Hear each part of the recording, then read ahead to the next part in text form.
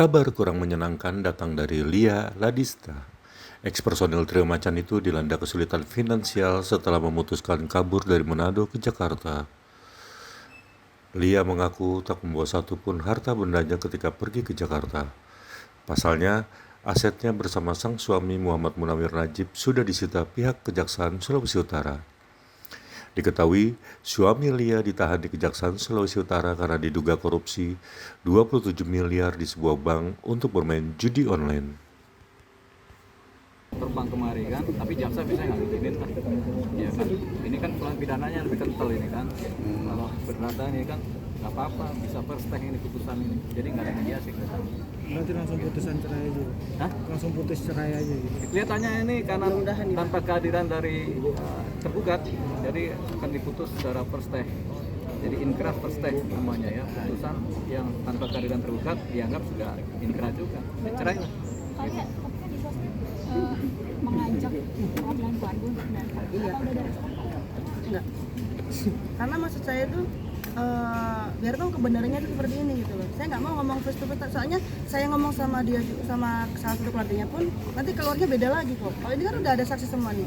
Jadi kalau dia mengelak apapun ya pasti ada saksi kan. Karena kalau saya cuma ngomong face to face aja bisa dielak kan. Sedangkan suami saya aja bilang sumpah demi Allah masih ngelakuin, meskipun hubungan kita sama yang di atas nggak ada yang tahu ya, itu aja dia berani. Nah apalagi nih karena saya nggak mau face to face nih, pasti nangis doang yang ada. Kalau ini kan datang ke sini biar tahu kenapa, biar tahu bagaimana bisa ngomong sama Bang Deo kalau nggak terima atau apa gitu. Tapi nggak ada. Ini rumah tangga ini hancur karena apa? Karena judi. Judi online, jangan deh beneran serius. Tapi nggak ada tuntutan atau apapun ya? Nggak sama sekali. Tip.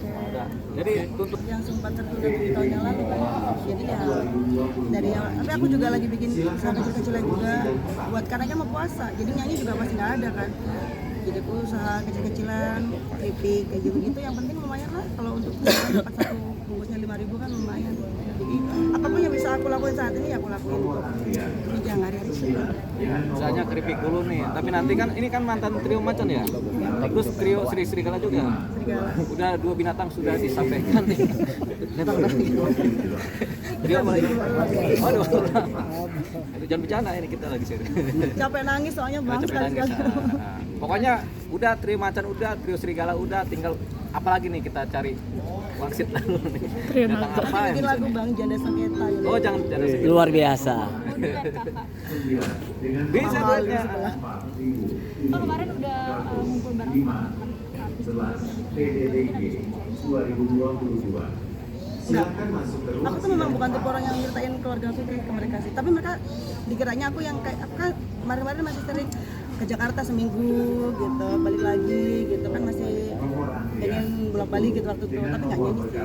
Jadi pas aku balik ke Jakarta mereka nggak ada yang tahu. Taunya ya ke Jakarta nanti untuk kembali lagi ke Manado gitu. Tapi pas lihat statusku gitu baru nanya-nanya. Aku nggak cerita ke siapapun, cuman orang terdekatku Kak Mei, Kak Dewi, terus makeup artisku yang satu rumah sama aku sekarang. Terus ya orang terdekat aja karena nggak ada gunanya juga cerita ke semua orang. Ya.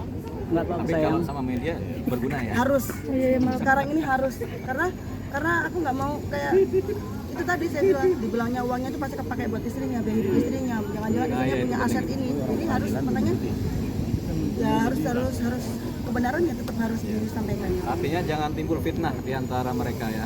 Pokoknya nanti kedepannya saya bisa beli apa gitu, kita nggak pernah tahu rezeki orangnya. Saya habis jualan ini aja, alhamdulillah 3 hari bisa dapat 1.000 keripik yang laku. Tiba-tiba kita ngumpulin, terus kita pengen umroh, kita pengen ini, tiba-tiba langsung jangan-jangan uang dari itu. Seperti itu loh, hal-hal yang kecil itu saya jaga banget dengan saya. Jadi Mbak Lia ini lagi jual keripik.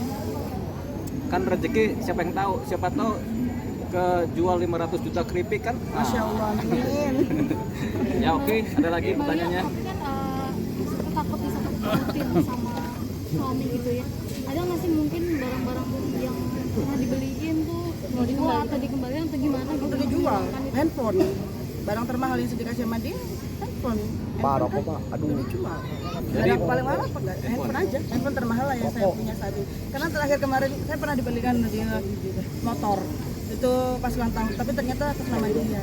Bukan nama saya. Jadi ya nggak ada hubungan sama saya. Pasti kasih tahu juga lah nanti. Berarti barang-barangnya udah nggak ada. Enggak.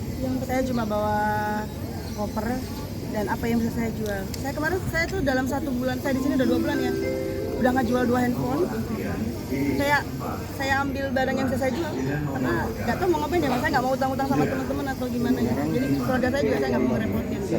Jadi barang termahal tuh handphone. Tapi ada satu lagi yang sudah dibagi 2 barang termahal, yaitu cinta. Berarti pas ikut suami tinggal rumah sendiri atau kenapa ketika ikut suami di sana Sama dia, rumah sendiri atau rumah dinas, Rumah dinas.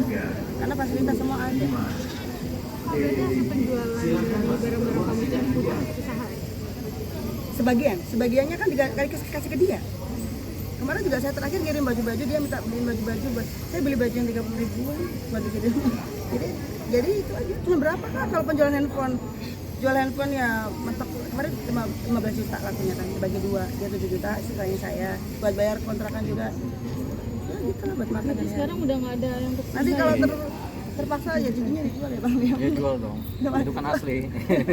Ya terpaksa nanti kalau memang belum ada job sama sekali kan saya. Ya alhamdulillah ada usaha kecil-kecilan ini. Terus kalau memang apa lagi yang bisa gue jual ya. Jadi aku kayak mikir apa lagi yang bisa gue jual gitu. Soalnya itu cincin dari suami atau Iya kan cincin nikah ini. Cincin nikah dan ya dia sudah hilang waktu itu. Mungkin feeling kan ternyata yang hilang. Bang, dengan status suaminya yang sekarang lagi ditahan, berarti nggak akan ada mediasi, Bang? Ya susah mediasi orang ditahan, kan harus izin jaksa dulu kalau dia mau terbang kemari kan. Tapi jaksa biasanya nggak izinin lah. Ya kan, ini kan pelan pidananya lebih kental ini kan. Kalau perdata ini kan nggak apa-apa, bisa first take ini putusan ini. Jadi nggak ada mediasi ke sana. Berarti langsung putusan cerai aja.